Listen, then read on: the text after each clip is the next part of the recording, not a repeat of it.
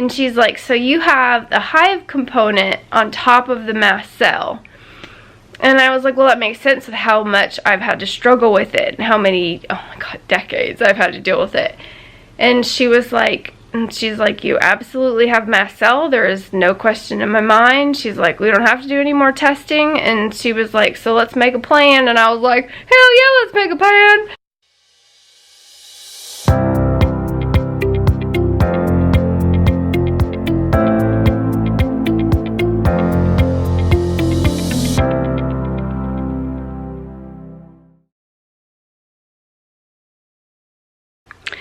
Oh my gosh, you guys, I've been trying to make this video forever, and I finally have like the resolution sort of to what's going on, and so I can finally make the video. I'm super excited.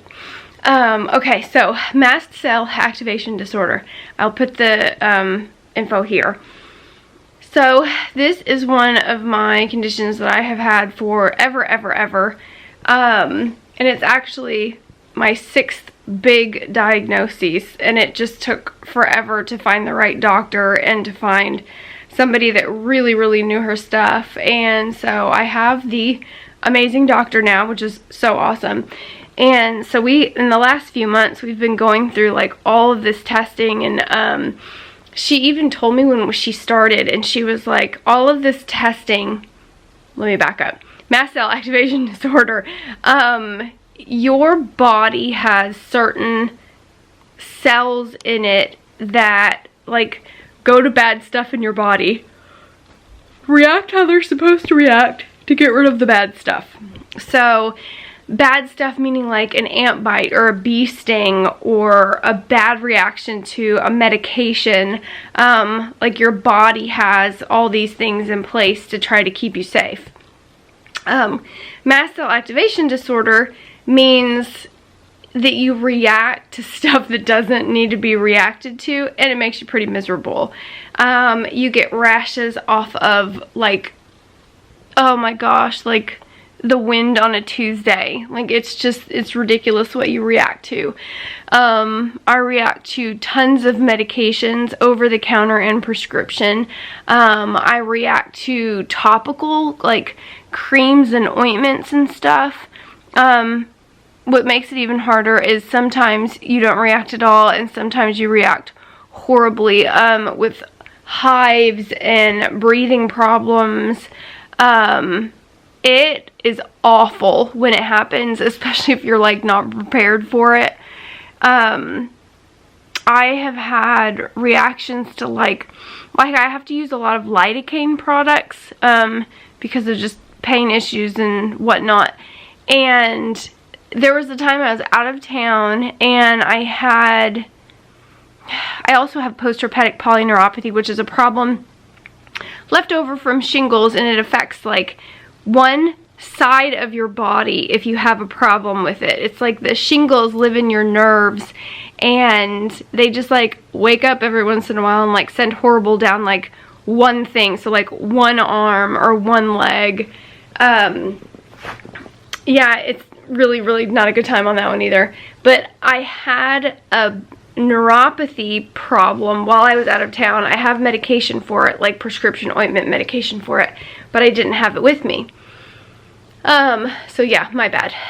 So we got something that was over the counter, and like just the same exact mix of things.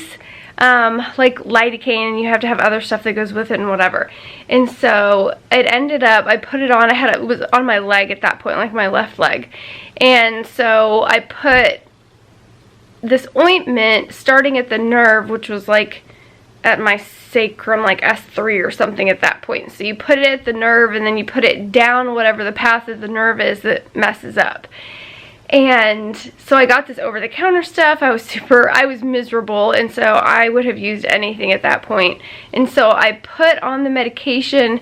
It helped the neuropathy problem, and then all of a sudden I had a mast cell reaction to it, and anywhere on my body that stuff touched, I broke into the most horrible rash.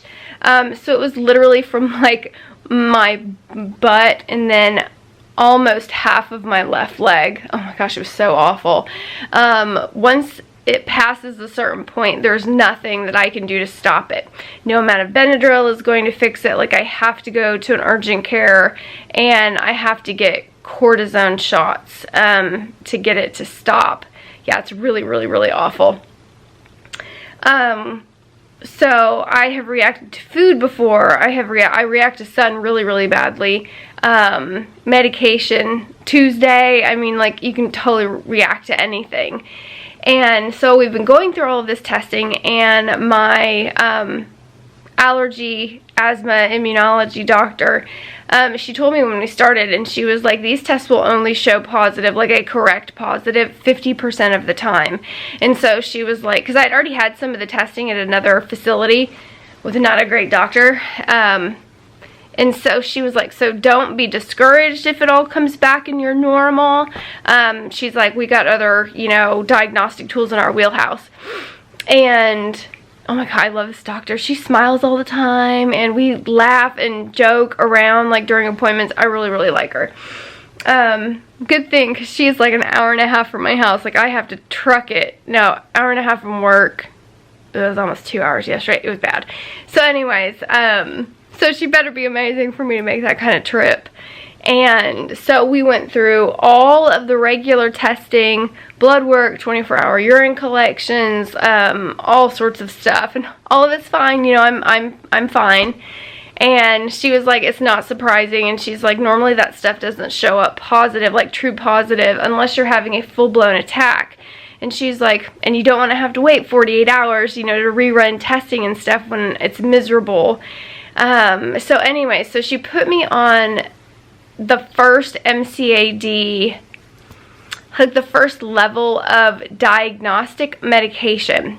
And so I take Zyrtec now in the morning and at night. And then I also take Zantac 300 at nighttime. And Zantac is an antihistamine, and who the heck knew that? That one blew my mind. So problems with this, all of that dries you out, so it's been hard for me to be able to tell if things are better or worse or whatnot since post-surgery, and all of that has just been, it's been a process. So we went a month on the protocol, but then I think right at the month is when I had my surgeries, and so it was literally like, I couldn't tell anything. I couldn't tell if anything was better or worse, or if it was helping or not. And so I ended up going back to see her post-surgery. It was another follow-up appointment. We talked about all the things, and it was just like, we couldn't tell anything. And so we waited another month, I think, and then I was still trying to recover, and my body was just, it was struggling with everything. And so I didn't want to base any decisions off of what we needed to do next, and neither did she, until we had a real go at what was happening. So we ended up, we waited another, I don't know what it was this time, a month, 6 weeks, something like that, so that I could get everything kind of level, that I could get, you know, port access done. I can have consistent hydration, which obviously affects everything. And so I went back yesterday, and during the break, during the 4 weeks, 6 weeks period, whatever it was, I had to message her one time, and I told her, and I said, things are better, and I said, but I'm still having rashes, which is something I really want to get rid of because they're so frustrating. And I was like, you know, I didn't want to take anything extra, like Benadryl or any of that stuff. Like, I'd already have to go to the ER to get one of them taken care of. But obviously I didn't want to mess up, because I knew that we were using this period as like diagnostic trial medication too. So I messaged her, told her what was going on, asked her if there was anything else I can take, because I didn't want to like be mainlining Benadryl and that mess up everything we were trying to tell. And she was like, that's absolutely fine. She's like, I'm glad you told me, because obviously that's going to affect, you know, what we do. And so anyway, so that was a few weeks ago, and I asked her if that told her anything, like, is that is that helpful information, whatever. And she was like, let's give it a couple more weeks. And she was like, then we'll discuss everything when I see you, and we'll see like how you're doing and whatnot. So I said that was fine. So I went back yesterday. Yesterday was my follow-up of my follow-up of my follow-up. And so I get in there and I'm talking to her assistant, who is so preciously adorable. And she was asking how things were and how I felt. And I know it's a huge conglomeration of things, that I'm getting better in nutrition, still having trouble, but I think that's just kind of going to be an ongoing struggle with that. I am finally getting consistent hydration, which is so amazing, I cannot even tell you. And my brain fog is better than it has been in years. Like, it's crazy different.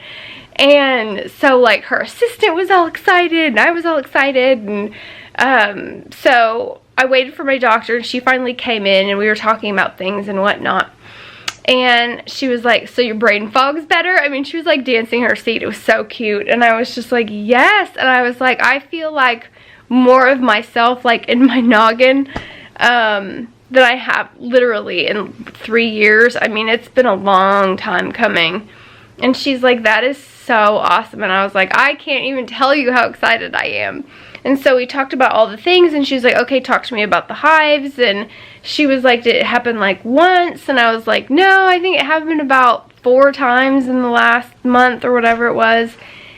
And I said, it's really frustrating, you know, because I'm taking all the medication and the whatever. And so, okay, let me see if I can remember what it's called. She said there's something called chronic idiopathic urticaria. And so it's chronic hives is what it's listed as. And she's like, so you have the hive component on top of the mast cell. And I was like, well, that makes sense with how much I've had to struggle with it and how many, oh my God, decades I've had to deal with it. And she was like, she's like, you absolutely have mast cell. There is no question in my mind. She's like, we don't have to do any more testing. And she was like, so let's make a plan. And I was like, hell yeah, let's make a plan. And so I'm going to stay on the medication for my mast cell that I have already. I have to get an EpiPen, just in case anything ever happens and it triggers and I lose my ability to swallow or breathe or whatnot. So I will be part of the EpiPen family not too long from now. They have a program that they work with that they already ordered the whole thing, and they'll just ship it to my house, but I have to call them. And then she was like, let's try Xolair. So Xolair is one of my Hail Mary medications that I have been wanting to try. So it's a once a month injection. I think the standard dose is 2 vials, and it's apparently crazy thick and crazy painful, so you have to get 2 shots, 1 in each arm.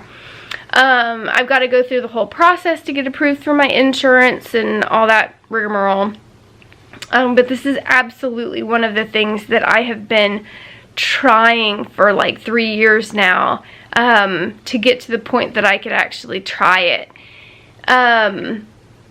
Because like my headaches, we think, have a component of mast cell. My GI tract, we know, has a component of mast cell.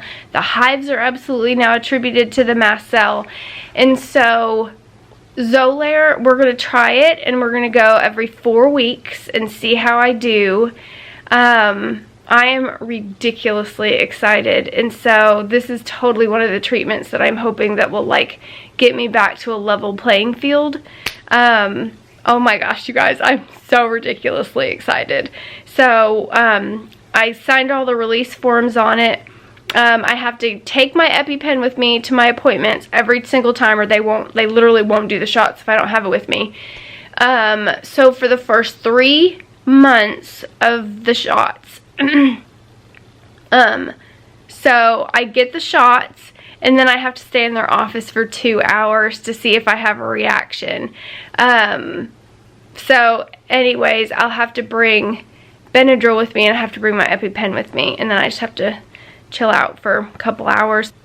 So I made the appointment for a Friday so I can just go like in the middle of the day, and then once I'm done I can just be home as opposed to having to go all the way back to work, which is quite a drive from that appointment. So anyways, I am so excited. So hashtag Xolair. I'm ridiculously happy that I finally get to try it. Okay, I'm gonna back up just a second and I want to talk about something else that I forgot. Mast cell activation can also be somewhat kind of autoimmune, that you attack certain things in your body even though they're doing what they're supposed to do. So I do it with scabs. Like if I get cut, or if I get, like, I hurt myself in the shower like a week and a half ago, and I don't remember doing it, but I sliced my thumb with a razor, and so I have the hardest time healing because my body keeps attacking the scab. So I'm going to show you, it's literally been like 2 weeks since I did it, and so it doesn't look horrible, but you can still see that I'm reacting to it. So hold on one second. So this is 2 weeks after I hurt myself, and this is with doing antibiotic ointment, this is with doing Raleighs, this is with band-aids and protecting it and all that. And this is still what happens. It happens almost every time I get a cut. So that's a surgical cut, that's an accident, that's an anything. Takes forever to get them to heal. So anyways, I just wanted to show you that part of it. Hello. There we go. Okay, so back to your regularly scheduled program. I lied. I have more things to say. So I am heavily into tattoos and piercing and all of that good stuff. So I have a total of 10 piercings, and so I've had some of them since, some of them meaning one set. My first earrings were done, I really don't remember how old I was, 12, 13, 14, whatever. So a long time.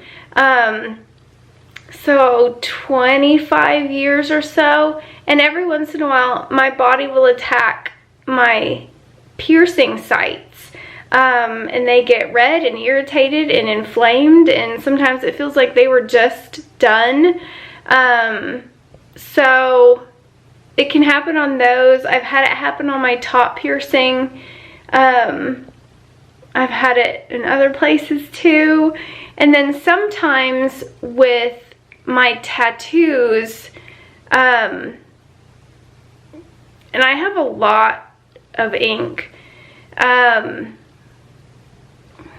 don't know if I can show this to you and not get demonetized. Hold on a second. There we go. Okay, so I have ink on my side. Can't believe I got to show you all that, and nothing like niggly bits popped out, at least not much. So sometimes my ink, like I'll react to my ink and it stands up, like it actually raises off my skin again like I just had it. Sorry, there was almost a boob there. Let me start over. So sometimes it has this like white border around the ink too. And it happens. This is so funny. Okay, hold on. I got another one. Nope. Hold on.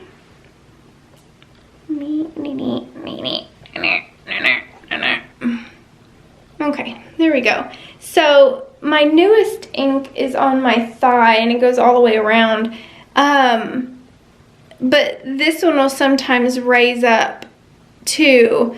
I can actually feel it a little bit today, which is interesting. So anyways, like you can have mast cell reactions to just about anything, especially when you got conglomerations of this much special snowflake. Okay, for real, I'm done this time. Okay, bye. And I'll bring you guys along for the journey. It'll be super good. I'll talk to you later. Bye, bye, bye, bye, bye.